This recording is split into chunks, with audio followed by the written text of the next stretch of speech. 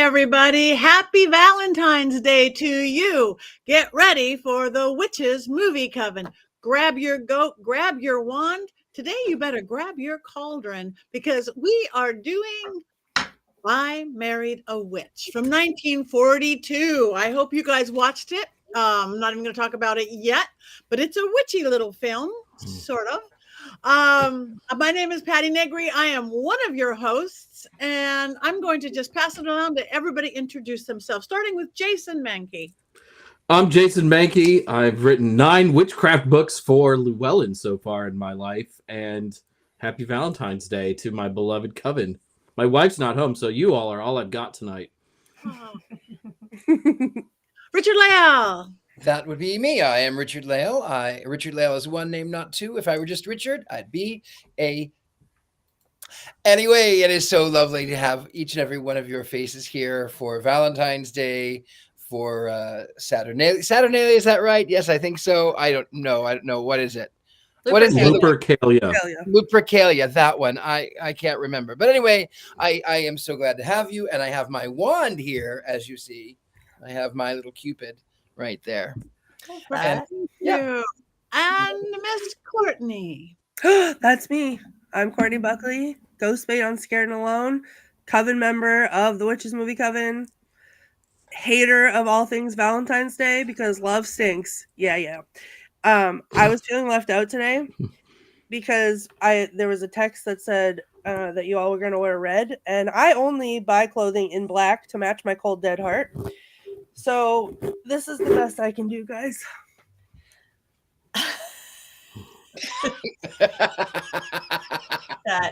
That's great, Courtney. It's going to be one of those nights on the show. One of those Outer nights. panties forever. They will work on your head just as well as they will on your other side. That is beautiful. She has red. These are unused, so nobody panic. No. I think Richard-Lael's been wearing them for months now. Yeah, that's true. The only bottom that they've touched is this. On the pillow. That's not a bottom. That's top. You're going to have to start wearing them, Courtney, other than There is so much to unpack there that we're not going to unpack. Happy Valentine's Day. And we're moving on to Heather. Hi, I am Heather Greene. I wrote a book called Lights, Camera, Witchcraft, which is a definitive guide to witches and witchcraft in Hollywood movies. And this movie is in the book, of course. It almost takes up a whole chapter, actually. So I'm going to try to stay quiet, which is hard for me to do as a Gemini. And I am an editor at Llewellyn and a journalist covering occult and all things magical in the media. So that's generally what I do. And I'm happy to be here with my coven on Valentine's Day. Thank you so much. We are here. We thank all of you in the chat room. Keep it chatting because we watch, we listen, we read, we put them up on board sometimes. You probably know me from Ghost Adventures, or now I'm also with the team Ghost Finders on Paraflix, or my podcast, The Witching Hour. So tune in, follow us all, like us all. We'll do anything at the end of the show that we have coming up. But this week's movie, it's an old one. It's a black and white one. It is called I Married a Witch from 1942. Now, hopefully you all watched it, but just in case somebody didn't watch it, Richard-Lael, do you have your explanation of the film in your unbiased opinion? It is completely unbiased. Before I begin, I want to thank you because my ring light went out. So apparently I'm not getting a ring this Valentine's Day. So I have it burned out. I couldn't even figure it out. So I've got this lovely little hurricane lamp right here. I'm not going to bring it in because it'll blind you. I've got a hurricane lamp because I'm an old-fashioned kind of guy for an old-fashioned kind of film. So I Married a Witch, 1942, stars Veronica Lake and a whole bunch of other people that I didn't care to remember their names. In the 17th century, Salem witches got burned at stake, because it's so accurate. Like Courtney always says, witches always got burned at stake in Salem in the 1600s. And so out of revenge, they go into a tree, and she curses the family that they always have to, every son has to always marry the wrong woman. And generation upon generation upon generation of men marry the wrong woman. But they come back, the tree has, they've struck, lightning has struck the tree exposes them, they come back, they decide, okay, now let's wreak some havoc. The only way that we can wreak havoc is, well, if he falls in love with someone that he can't have, and as a witch, he'll never fall in love. But the plan backfires because she gets bumped on the head by a painting, and then she drinks the potion and has now fallen in love with him. And then I Dream of Jeannie comes in and has a battle with Samantha Stevens. And then, so there's a lot of smoke, and a lot of mirrors. And then, and then she proves that she loves him by committing mass voter fraud, by literally changing all of the votes so that they match him, so that he's now the governor of Massachusetts, because obviously, you know, we don't talk about voter fraud here, but voter fraud. And then he, of course, loves her so much. Then father ends up by stealing a body because smoke. Taxi driver crashes back into the tree, says that they're going he's going to force her back into not being a witch. She has to be in the tree until she gives up this foolish mortal notion. And then somehow she tricks him into thinking that she is no longer affected by this man. And so she goes back into her body, and he goes back into a bottle where he's drunk for eternity. And then they have a little girl who is a witch. The end. That's really pretty much it. Thank you very much. Now that it's clear in everyone's mind, and hope you saw it as well as that lovely explanation. Heather, if we have a whole chapter in your book, give us some of the more academic and facts on this beautiful or not so beautiful film. So this is a really fun film because there weren't a lot of witch films that happened during this period of time. This was a golden era. This was a censored era. And I actually just wrote an article, which I'm hoping it's going to come out soon, to really describe how censored. People don't realize how censored the golden era of Hollywood was and how it was censored. So witchcraft wasn't censored, but because of the way the censors worked, there was very few witchcraft films at this time. And this one was really indicative of more of not how we were looking at witchcraft, but how we were treating women and gender. So that's what this film, so that's really the crux of a lot of what I talk about with this film. But it was based on a book called The Passionate Witch, which was originally published, a pulp book that was originally published in 1930. No, it was really written in the early 1930s, very misogynistic.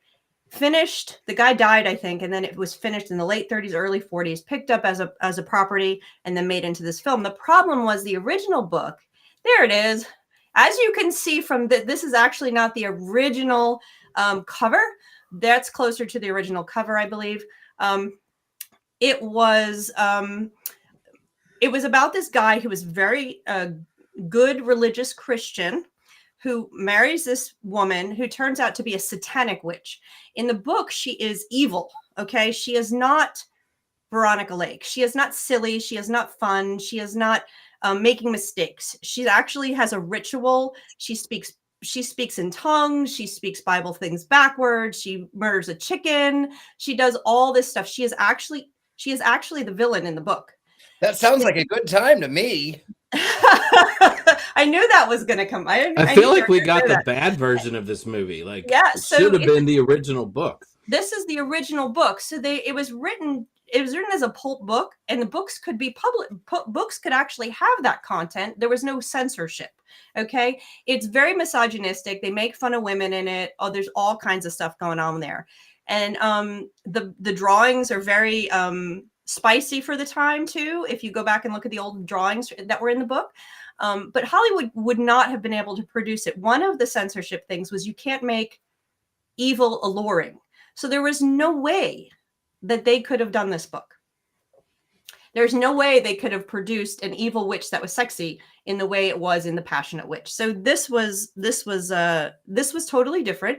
It's a screwball comedy, very typical of the era, early wartime. It definitely is also misogynistic, but you have a lot of fun with the witch. The dad is so fun. One of the first films that we see a family witch situation where a witch is sort of a family thing. They're not human, they're witches. It's a different thing going on. We also see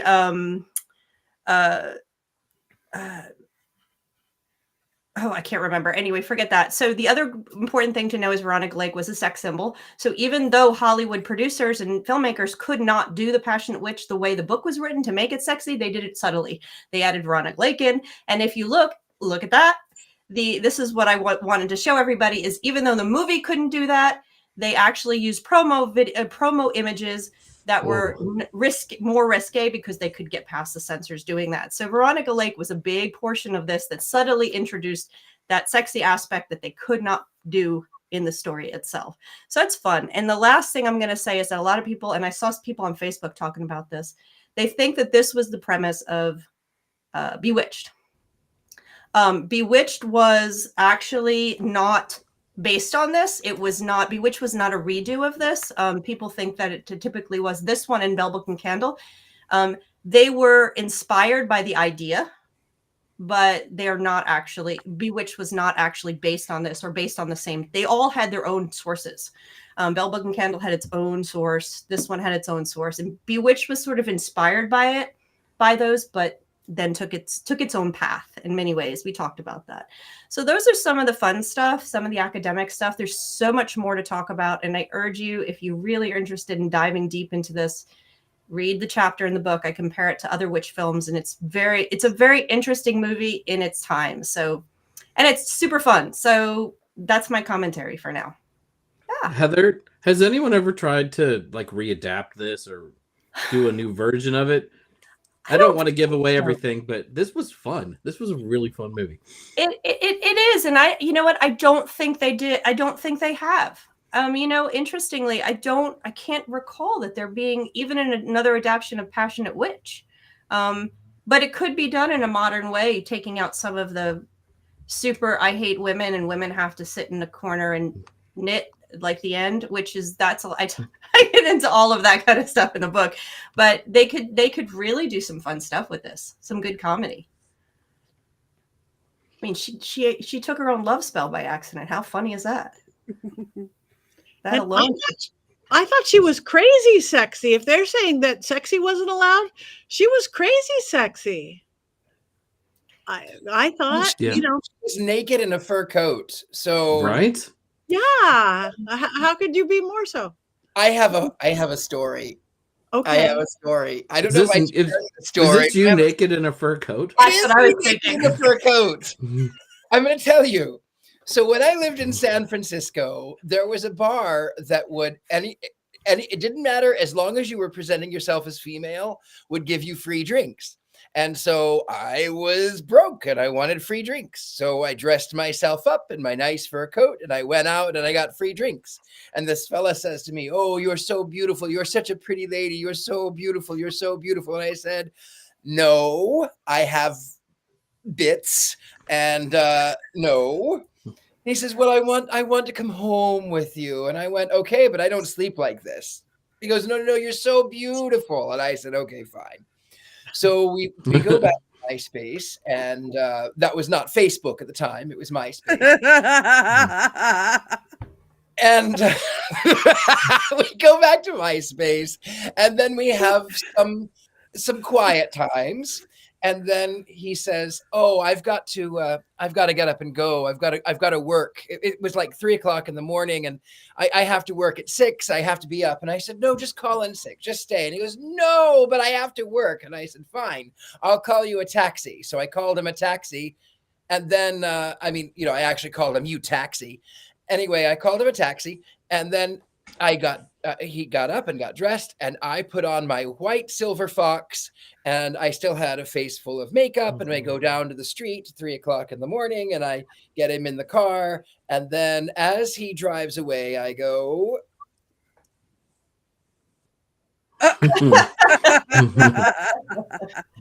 And he sends me a text and he says, that was so beautiful. I nearly jumped out of the taxi. And I said, but you didn't. Now who's the evil witch?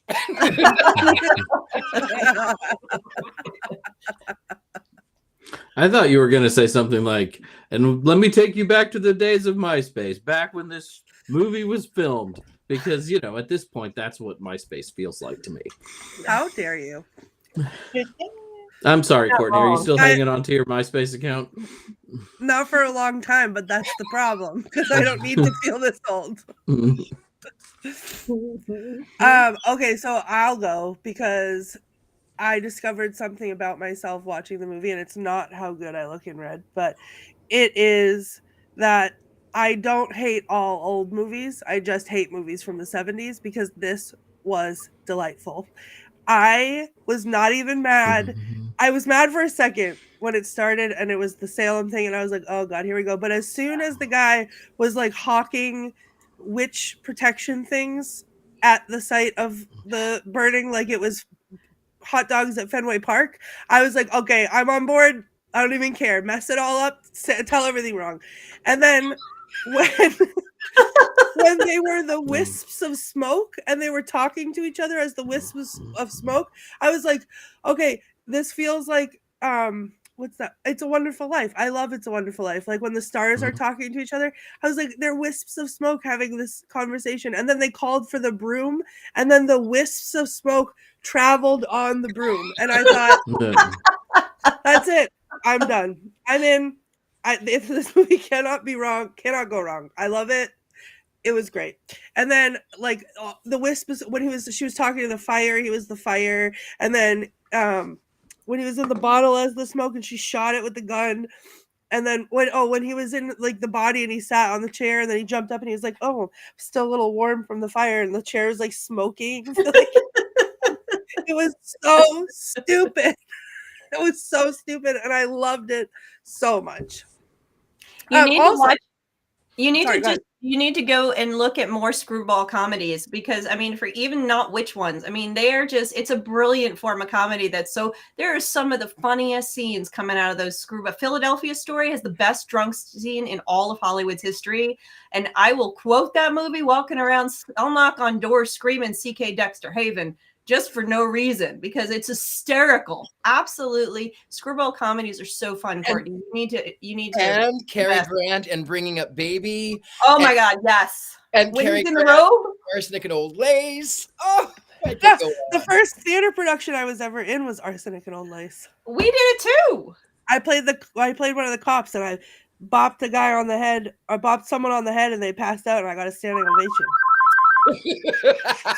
So much fun. So I want to tell a story too, actually, because the light. Were you naked in the fur coat at 3:00 in the morning? Not today. She was just wearing a pair of underwear on her head. The lightnings being struck by lightning reminded me of the Salem story, considering this was made in Salem, or not made in Salem. Oh my God. Considering instead of complaining about what was done wrong about Salem, I thought I'd share a piece of Salem in lieu of that.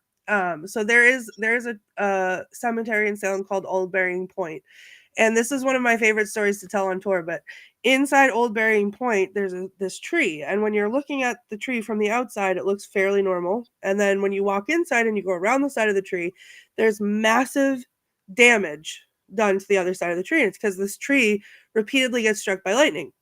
But if you look really close at the base of the tree, so the tree's standing like this, it's like right here, there's a headstone, and the words on the headstone are facing the tree, and so the tree is growing out of this person's grave, and it says it's Samuel Pickman, and he died, I think, at age 22, and on his headstone it says struck by lightning. And so the lightning tree is a famous thing in Salem. So I thought instead of complaining about the thing that makes my skin crawl, which was the burning at the stake, I would instead share with you my favorite Salem story because of the lightning strikes. Well, maybe they meant that they were really bad cooks and they burned a steak. I like that better.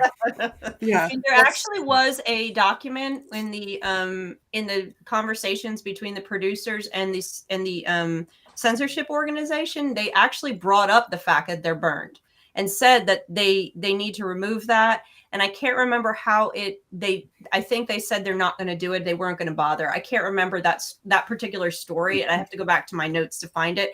But Hollywood was very sensitive to that. I think I brought that up before because Salem residents would protest and they would write articles if they did burning. And that was actually brought up numerous times. And it was brought up with this film, but they did not change it. It didn't matter at this point. Sorry, Courtney. No, perfect. That was it. I love this movie. I'm obsessed with it. I want to watch more movies like this. And that's it. So thank you for choosing this. It has warmed my cold, dead heart on this here Valentine's Day. I still don't believe in love, but I believe in this movie. You know what I love about these old movies? They're all 75 minutes long. They're none of these 2.5-hour slogs that we sometimes get stuck with, right? This was super fast. Like this was something I watched during lunch today and was happy for it, and it was perfect.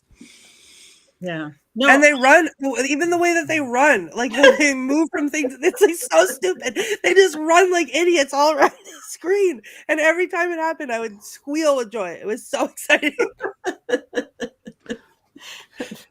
I loved it. I was really tired going, oh, don't fall asleep, Patty. You can't fall asleep, Patty. This is your one chance to watch it. And I didn't fall asleep. I thought it was so clever, and it had a funny adult humor and then silliness, almost Monty Python-esque silliness, like with the, hot dogs at the burning kind of stuff. And it just kept me attached. The acting was great. Fredric March was great. She was great. And because I'm not an expert on old movies and stuff, for me to see them that free in the 1940s was just adorable to me, to be free. So I did not fall asleep. I watched it on a small screen, and I loved every moment of it because it was cute and funny. You know what's funny, though? I think because there were so many censors, what I think to be so funny is that if you look up Body Blues, I'm not going to tell you some of the names. They could not be played on the radio during the 30s and 40s, 50s. But they could, however, be played on jukeboxes and at private joints. And my favorite new song from 1931 is My Girl's Kitty Cat. And that's all I'm going to say. 1931. Well, it's interesting about the censorship in the culture with movies specifically, and then TV followed suit and used the same censorship code. But prior to, so movies weren't censored. The censorship code wasn't written until 1930. It didn't actually get enforced until 1934. So prior to that, actually, the very first all nude body in Hollywood film was like 1916. So the movies prior to 1930 had a lot of lewd stuff. Now, compared to what we see today, no, you're not going to look at a 1915, a 1920 film and go, oh my goodness, close my eyes, like, rated R, rated X. No, but comparatively, you might see a nipple. You will see stuff. Yeah. It's there. I mean, they did drinking. I mean, the reason why the code was put in was because of that. So the movies and films prior to 1930 are going to have more stuff. But if you really pay a close attention to golden era films, it didn't go away. It just got coded. So every time, like in a romantic moment when there is going to be some quiet time, as Richard-Lael suggested, if that is absolutely in the cards and coming down the pipe as far as the storyline, what happens is they kiss romantically, fully clothed in like the living room, and then it cuts to like waves crashing on the shore. Dancing also stood in for it. Smoking cigarettes, light my cigarette. You saw that a lot. So there's stand-ins and codes for all of that stuff. And if you watch closely, you can catch it. And Mae West was the best at that sort of double entendre. Yep. Oh no, Tabitha. Oh no, Tabitha. But now just talking about this, why those movies in the 70s are so outrageous and so wild is because everybody was finally able to release their tension, so to speak, and actually be able to display all this stuff artistically and gratuitously. I feel like they should have kept quiet time quiet in the 70s. Oh, there I am. That and was from Halloween last year. I was your date that night, sir. Yes, yes, you were. But I was like that, excepting I was less covered and had a fur coat. Yes. Okay.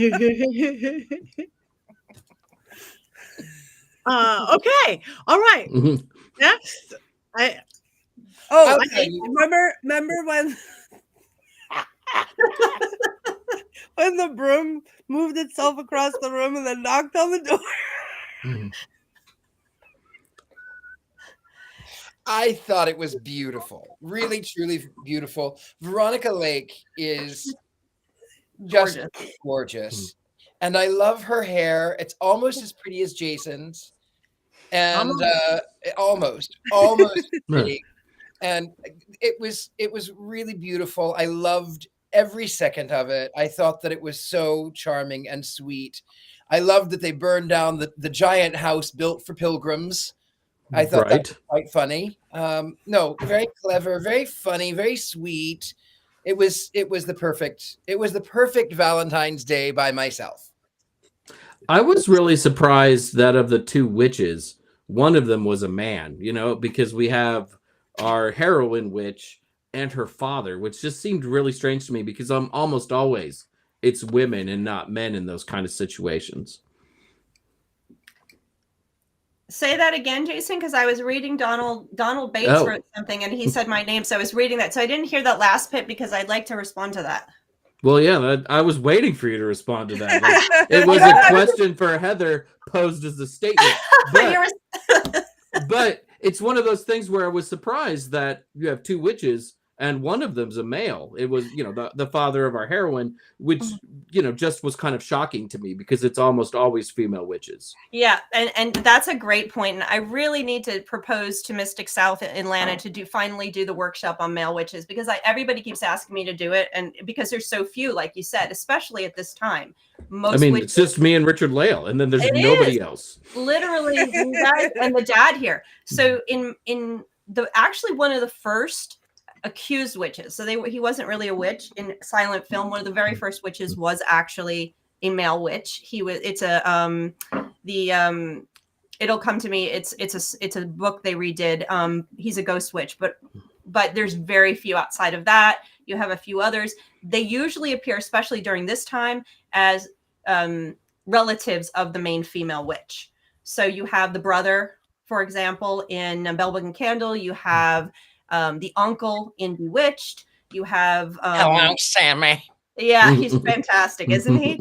And you have the dad. I love this dad, and I love his drunk scene. That is my favorite. I don't know. I love drunk scenes from Golden Era. They're hysterical if they're done well. But that's what his role is. His role is to make her more likable because she has a family. It's also setting up the idea that witches are their own species because they reproduce and make other witches. So it sets them apart from human beings as well. So he does a lot and he's also comedy. He's that comedic jokester that you see Jack Lemmon play in Bell Book and Candle as the brother. So he has a number of different narrative roles, but it's very rare that a man is called a witch in Hollywood cinema. Flat out called a witch. He's usually a wizard. Satan, he appears as Satan, a wizard, a warlock, in rare cases a warlock. People think that's more common than it is. It's really not. But warlock, he's not called boy band member, as we all know. What was that? He's called what? Boy band member, as we all know. Boy band covenant. Come on, don't mess with covenant. There we go. Happy Valentine's Day to me. That's how we're watching here. We should have repeated that, Courtney. Courtney, Robert Hicks has a question for probably since you are in Salem and you know the best. Is there any record of how many male witches were found guilty in Salem? So actually, that's what I was just pulling up there to double check my numbers because I wanted to talk about that. People are very surprised when they come to Salem that there was any men accused at all. And there were What? More weight. Well, right. So he wasn't the only one. So there was out of the 19 people who were hanged, 5 were men. 5 were men, and then Giles Corey, who was pressed to death. So he wasn't technically found guilty because he was tortured to death during his his interrogation. But there was out of 19, 5 of them were men, and people are surprised by that. Now, oh, I'm sorry. I just want to preface by saying none of them were actual witches, but it's important, I think, to realize that this was not something that was, just pointed at women in the 1600s. I wanted to say too, Courtney, that like Giles, who asked for more weight, he was pressed to death. I myself, my very first job, I actually used to have to squash soda cans. My job was so depressing. Wait a minute. We need that drum. My husband just left. I need a drum shot. Turn your light off. Turn that lantern off. If I could turn it up, I would actually. Turn it off. I think we should just have the sound effect ready to go now or something. Yeah, that should be it's just really necessary. Producer Rob. Sound effects. We need like one of those little sound effects. Can I just address Haley Castellano said, wasn't Proctor accused of being a witch? Yes, he was executed for witchcraft. What's the movie? Not the movie. The book. For some reason, my brain is just completely forgetting it. It's the Hawthorne story. Who was a resident of Salem who wrote a lot about what was allowed about the house. It's a Seven Gables. Yes, thank you. The House of Seven Gables. That was the first Hollywood movie that was made that had a male witch in it. Technically an accused man, but that is the story of a man who a rich man wanted the land of this poorer man, and so he got accused of witchcraft and was killed. So that's the basic story. A lot of in Hollywood you have some of those, but most male witches that Hollywood used them as jokesters because it's a joke that a male can't be a witch, and if they are a witch, it's funny. So that's the way Hollywood treated male witches up until the 60s, when you start to have the infiltration of the occult.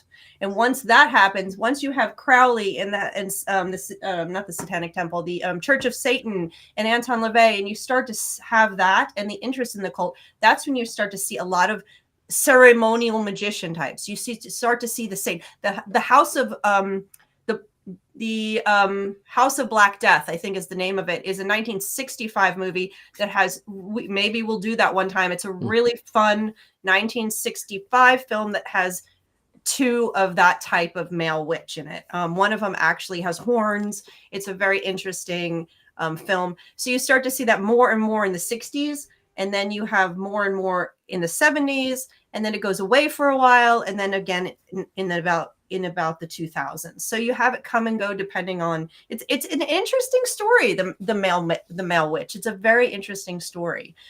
Totally different from when we talk about what female witches. And the House of Black Death, boy, does that sound fun.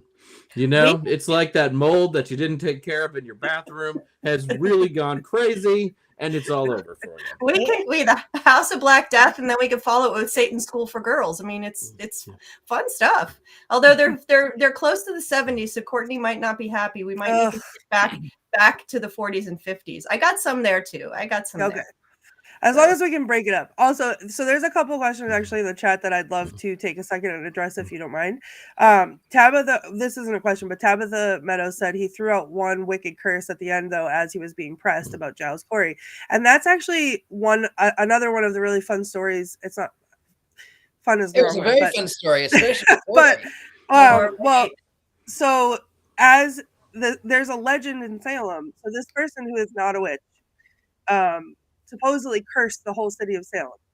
And they said that as he was being pressed to death, his last words were the sheriff, George Corwin, "I curse you, George Corwin. I curse you and the city of Salem. I curse you in blood." And then he died. And Corwin, who was the high sheriff, he, I forget what, he was really young, but he died from some kind of heart condition or blood condition. And some because people he got high. choked because he choked on his own blood and died. And then every person to hold the position of the High Sheriff of Salem from then until like modern day, when they moved it ceremoniously to like another town, to supposedly break the curse, either died while they were in office or suffered from a blood or heart condition, and or suffered such a severe blood or heart condition while they held the position that they had to be removed from office until this changeover happened. And then the city, all around this cemetery, it's now a cemetery where he was pressed to death, there will be sightings every once in a while of his spirit. And people wholeheartedly believe in this, that if you see him, tragedy is about to befall the city of Salem. So the Great Fire of 1914, they had to have a police presence in the cemetery because he was being sighted so often and people were coming out to gawk at him, that the residents of the street that the cemetery is on called to complain so many times that they just posted cops outside. And then after about a week of this, the fire started, and it started right at the base of what was Gallows Hill, which is where the executions took place, and then tore through the city and destroyed a third of the city. And then there's been other instances like that where sightings of Giles Corey have preceded tragedies about Salem. So for someone who wasn't a witch, maybe he he was. sure did curse a lot. But then Barrington King asked, why were men in Salem prosecuted for witchcraft? Well, by the time everything was going, it had nothing to do with, I caught this person making a salve and like, this was terrible. It was mass hysteria. So everyone was seeing witchcraft everywhere and people were taking advantage of that. So if they had somebody that they didn't like, or there was their neighbor that they felt they could profit from them not being there anymore, or they were annoyed with them, they could go and say, oh my God, I saw their specter and it was attacking me and this is terrible. And then that was it. And it became, like a land grab and greed and politics and all this stuff. And maybe they saw their neighbor out at 3 o'clock in the morning with a full face of makeup, wearing nothing but a fur coat. Mm-hmm. Well, I'm going to add to that, because that's something Mary Jane King said is there's an idea that there's only female witches. That's a trope, but there actually always were male witches. And of course, there have always been male magical people and female magical people. And whether they use the word witch or not is some do, some don't. We use it today in different ways. Some people still don't use it that we might say are witches.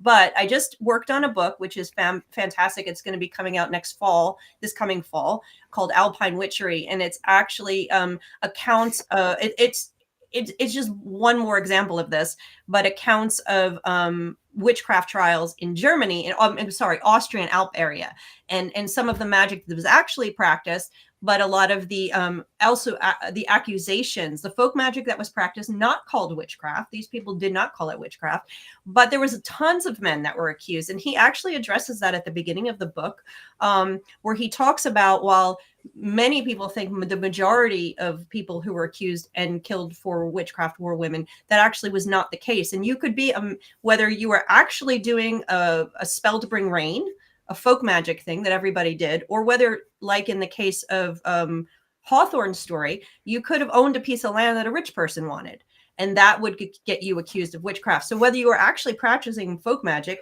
being a witch or not, you still, male or female, you could be a witch. You could be accused of witchcraft and killed. And that actually still goes on today.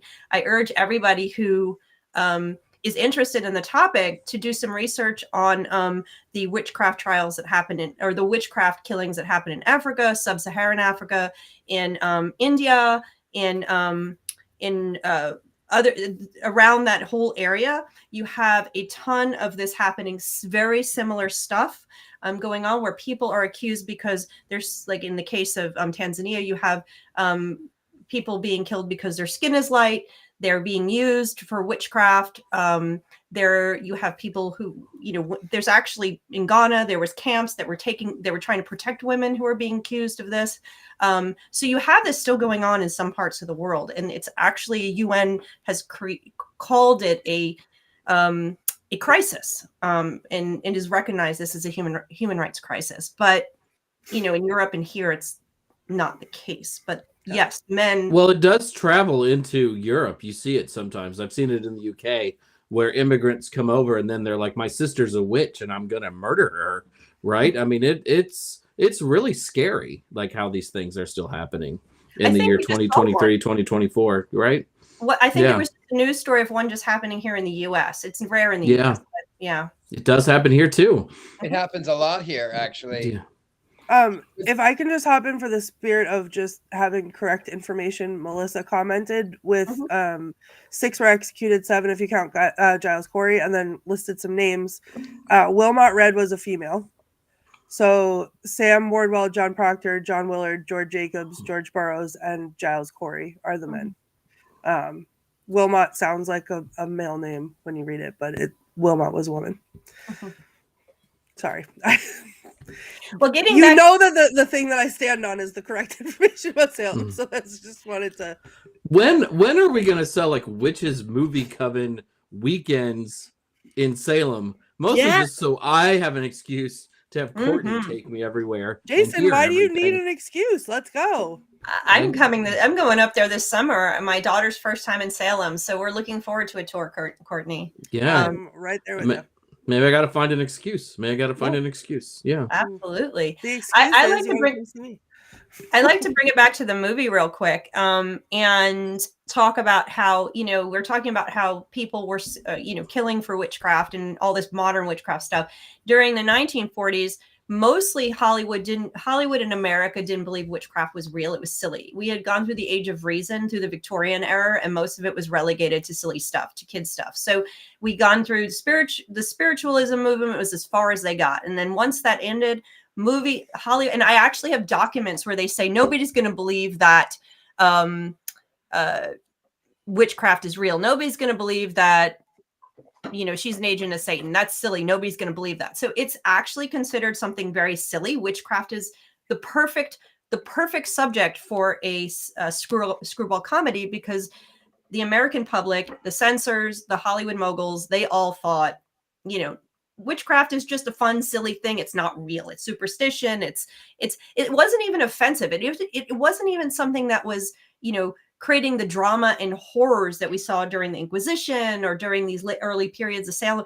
It just was considered silly. It wasn't real. So if you were called a witch, it was silly. You were being, so that didn't change, of course, until later. So this topic is really good for the screwball comedy. So, and especially if you have a male witch, that's even funnier. And these two were so funny because they were trying to be so evil. They were the cutest, funniest, non-evil. They were unapologetically evil, and we're going to curse them. It's like, oh, you're so cute.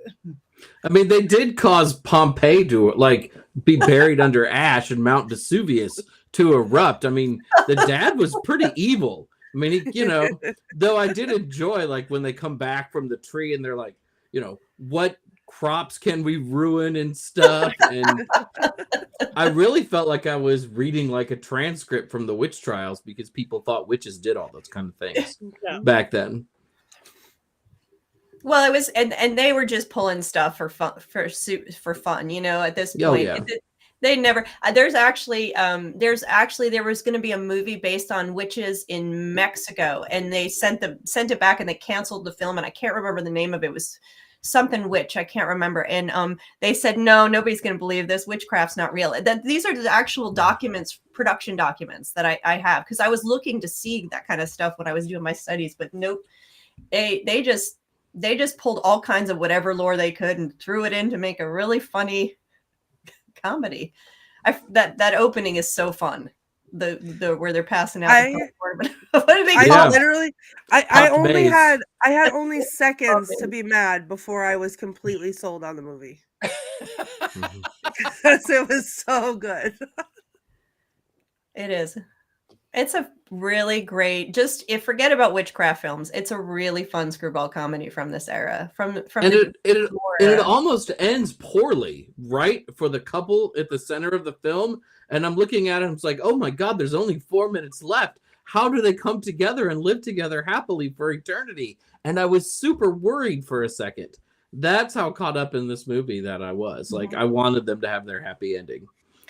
And they did. And she's all buttoned up, and she's no longer the sexy witch with the long hair and living her free life. She's now the buttoned up proper wife, sitting in her little wingback chair, doing her little whatever she was doing. And then the little girl comes in with the broom, and I'm like, yeah, there you go. And that I imagine that girl to be Samantha. But excepting for the fact that would make Veronica Lake and Dora, and she is not. I know, but like maybe a Samantha like. No, she's not in Dora. But still, it's kind of like I always think of Bewitched as sort of like chapter 2 of this movie and Bell Book and Candle. So sort of that kind of feel. Like this is what happens after. If Jennifer was going to have a series, it would be Bewitched. I was like reading some background on the film, and I was surprised by how much Veronica Lake and Fredric March did not like each other while the filming was going on. And Veronica Lake would wear weights anytime that he had to pick her up. So she was an additional 40 pounds heavier. So he's holding her and she's like super heavy and he doesn't understand why. And he's kind of like being exhausted on the set. And then I guess there's another time, and she writes about this in her biography, where the camera's on him and they're sitting like apart, like across from each other. And she reaches out with her leg and like is kind of like lightly kicking him in the groin. And apparently he just finishes his lines like a professional, but they did not like one another at all. And I think that adds like a whole other dimension to the film, which I thought was pretty funny while I was watching it. What a queen. Yes, we love a petty queen, Megan. And oh my God, what girl would add weight when a boy has to pick her up? That in itself. Betty Davis when Joan Crawford. No, Joan Crawford Really? when Betty Davis. Other way around. Joan Crawford would. That's crazy. All right. Well, we have discussed the film. I guess we get to vote on the film. Oh, no, we do. Courtney. Okay. Oh, we have quotes. We're running out of time. I wrote a lot of quotes down, so I'm just gonna pick a few because We've got 15 minutes. We're rolling. Let's do this. I know, but we need a Mankey minute, and we have voting and talking. That's only a minute. I got talking about it. We got lots of time. Calm down. Everybody relax. Ever hear of the decline and fall of the Roman Empire? That was our crowd. That was one of them. I screamed when he said, "Goodbye, Jennifer. Be a bad girl." When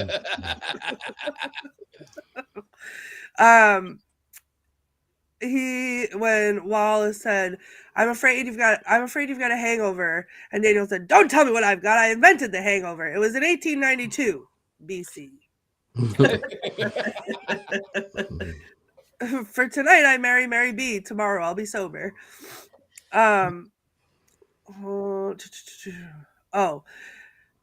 "'Twould be nice," Jennifer says, "'twould be nice to have lips to whisper lies, lips to kiss a man and make him suffer. Father, why cannot I have lips and eyes and hair?" I want that tattooed on me. Lips to kiss a man and make him suffer. I put that in my book. That's actually a quote I use in my book. So good choice. The whole exchange where she's trying to feed him the love potion and she's wearing the dress and what she said, "I don't like the tone of your voice." And he said, "Well, I swallowed some smoke last night and then I swallowed some more." And she's like, "Well, drink this and then I'll listen to anything you have to say." "Oh, well, it's late." The doctor says, "Oh, well, it's late. I've got to be getting into my straitjacket. I'll call a broom." "It's okay. He fell out a window." And then we kind of touched on this, I think, but every man who marries the wrong woman. True suffering cometh when a man is in love with the woman he cannot marry. There you go. Thank you. We were talking about the girls. Nobody mentioned the beautiful costumes, the dresses, the wardrobe was beautiful. Whoever did the wardrobe. And the music too. The music was so fun. I love you truly. Which is also in It's a Wonderful Life. Speaking of It's a Wonderful Life, that song is in It's a Wonderful Life too. Parallels. It's the synergy of all of these movies that we talk about. Mostly because it's public domain, especially even by 1942. Oh, that helps a lot. That might be the real factor here. Sorry, I'll just crawl into my corner. I think it's time for the Mankey Minute, since I always do these out of order. Oh, we can go there. All right. Let's see. I have to find a special voice for this one because this is an old movie. You know, they always talk funny in old Yeah. movies. If you're going to do it, you have to do a mid-Atlantic accent. That's right. I want to talk to you about something today. Something that a lot of you living in this enlightened age of the 1940s are not going to believe. I married a witch. That's right, a real witch. She's hundreds of years old and was accused of witchcraft by my great-great-great-great-great-great-great-great-great-grandfather. That witch wanted to roll in the hay while rolling in the hay with the old pappy Puritan Jonathan Woolley. But he held out, you know, like only a good man with the power of the Lord can. No carnal cravings for that man, just enough lust to perpetuate the bloodline. But a witch, I married a witch. And after she was burned at the stake, her immortal soul was imprisoned in the roots of an oak tree, because that's a real scientific kind of thing that happens to witches. Only being set free after a freak lightning strike freed her as a puff of smoke. That's right, I married a witch who was also a puff of smoke. She tried to put a spell on me, but there's just no way a dame can outwit a man. Doesn't matter how pretty her hair is, men are just sharper. But the real doozy is her father. Got him locked up in a scotch bottle, I tell ya. That's the smokiest scotch you'll ever sip, too, because there's a real witch in it. One thing you don't want for a father-in-law is a homicidal witch. And these aren't the ravings of a madman, because I'm this state's governor. And of course, most of you know, I really did marry a witch. Sadly, she doesn't turn into a puff of smoke, but she does know how to pick out a good scotch. And so far, every bottle has been father-in-law free. Happy Valentine's Day to my coven, but also, of course, happy Valentine's Day to my wife, Ari. Oh, yeah. Which is pointless to suck up to her on this show because she doesn't watch anything that I do. So it's just wasted breath on my part. It almost made me believe in love again, but not quite. Yeah, now it's dead. Yeah. Sorry, Courtney, I killed it. We still have power panties on our head. And on that note, That's right. now we vote. Wands up, wands down, Cupid's up, Cupid's down. Everybody, please, in the chat room, what do you think of this movie? I Married a Witch. Up, up, up, up. We are unanimous, rare, and rare unanimous in our covenant self. Hilarious. One sky high, says Robert Hicks. Aw, says Christy. Vote, folks. Vote, folks. I don't know what a sideways post. Oh, Haley's giving it a half up. Oh, it's half down. It's a half up. Is it all up? I haven't seen it. One's up, one's up, one's up. Horns up. Okay, here we go. So, 42. It's not hard to find online. You can watch it on YouTube on your phone, like Patty and I did. Yep. Yeah, and there were no commercials like on it too, which was amazing.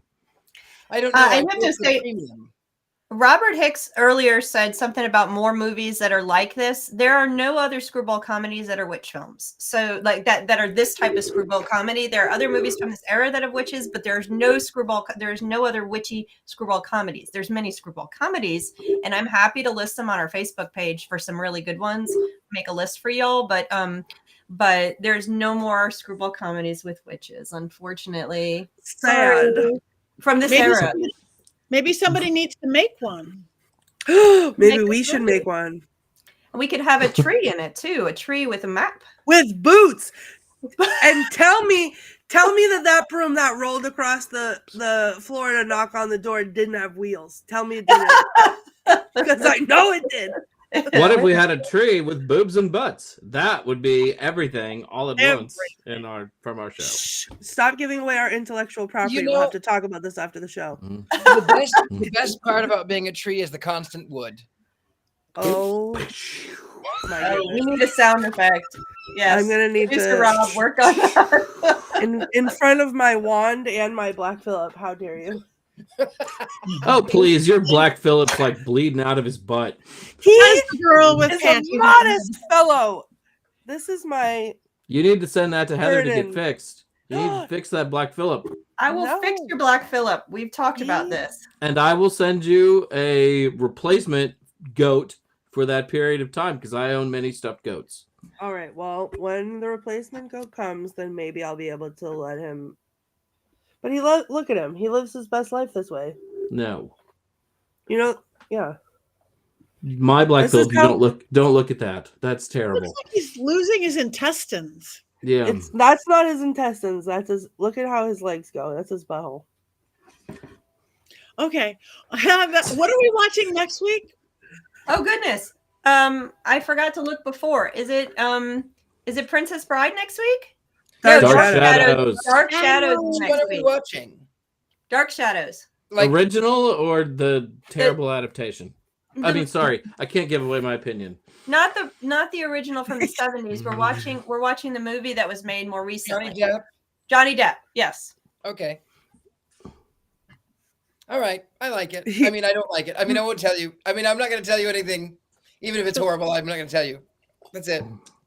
And it's all a secret, so nobody knows how everybody likes it. I haven't seen it, so as always, I haven't seen it. I'm going to say, Patty, Screaming Room. Oh yes, I am probably on Ghost Adventures tonight. They're doing Screaming Room of what we did at the Hotel Cecil, so that should be really interesting for those of you who like Ghost Adventures.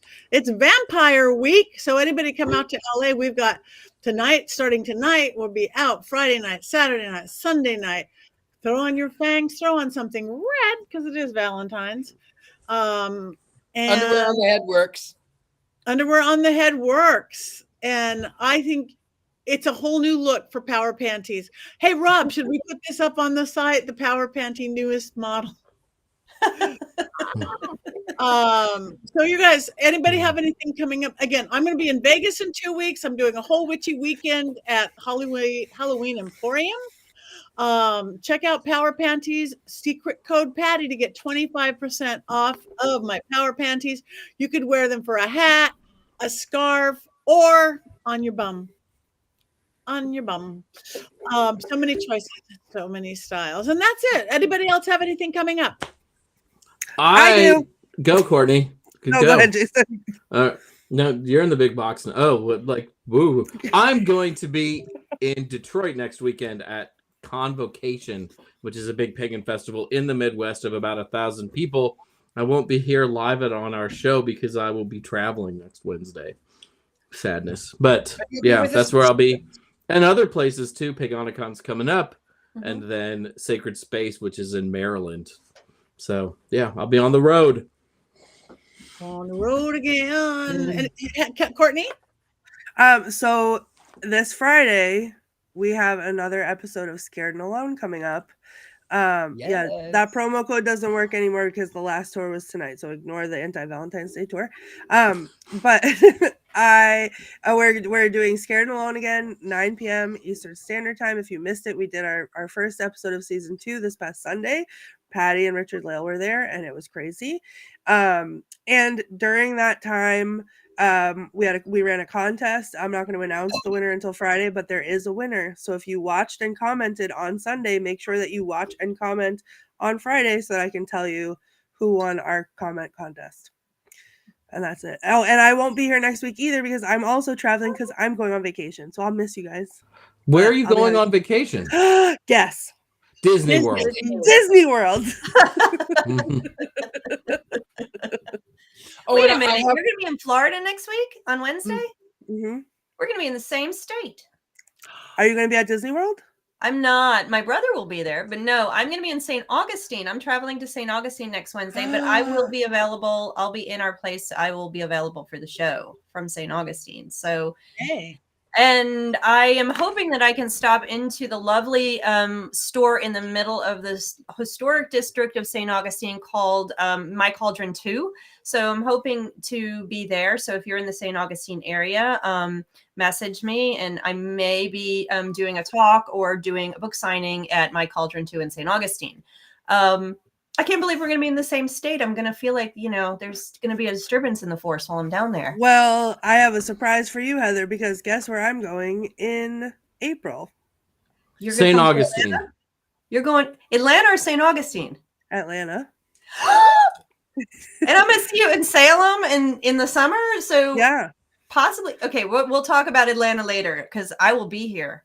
I am going to make that happen. We're going to talk about that. But anyway, so besides St. Augustine, I am going to be at Paganacon in March. Jason will be there too. So come see us there. It's super fun. I'm doing 3 workshops there. One that might get me in trouble. And of course, we are planning Mystic South. This is only 2 more weeks for the early bird tickets, and also to apply to teach if you would like to teach or present. You've got 2 more weeks to get it in. If you get chosen, just so you know, if you get chosen to be a presenter, you don't have to pay for the ticket. You get comped in, you don't have to buy the ticket. So come on down to Atlanta in July. We want to see y'all. Come on down. And we have a really great 3 days worth of all kinds of mystical stuff. So check us out there too. I'm on the board, so that's why. And I will be presenting maybe a Male Witches workshop. Ooh. In Hollywood. Male Witches in Hollywood workshop. Cool. That's it for now. All right. Anybody else? Did I miss anybody else? Well, I mean, I'm the gentleman psychic. I'm easily found. I'm here in New Orleans. I'm not really going anywhere, but I will not be here next week. No, I'm just kidding. I'm going to be here always. Anyway, yeah, thegentlemanpsychic.com. And you can find me at universitymagicus.com. I teach at University Magicus. And also I paint ghosts on Scared and Alone. And you definitely don't want to miss Scared and Alone because it is going to be fun. I don't know anything about where we're going, but it's going to be a lot of fun this Friday. And I have to actually go prep a canvas from here because I forgot it was this week. Will Courtney be wearing power panties on her head during Scared and Alone this week? Great You're question. gonna have to tune in and see because maybe this is my new look, but you won't know until Friday at 9 Eastern when you tune in and watch me. Fair. Maybe I should send you some different styles. Various styles would make fabulous. Patty, I'm telling you, the thong would look great right here over my ponytail. Like I would wear it. Okay. All right. We're working on it. Yes. Like us, follow us, social media. It's important. We don't know why. Like us, follow us, buy our books, come see us, check out University Magicus and see Richard-Lael and myself. Again, watch Ghost Adventures tonight. I'm sure it's there. Friday, make sure you turn in to Scared and Alone. Come to Vegas in 2 weeks. Go to Mystic South. Go to all these places because we're lonely and we want you. So get a goat and come back next week. And we're late. Oh my God. I just looked at the time. I am a very bad host today. I'm so sorry. We have one more thing to do. Is there something other than cackle or I love you? We're going to just cackle. I thought we just make kissy faces at each other. No, we'll cackle. All right, we're going to cackle. 2, 3. Yeah.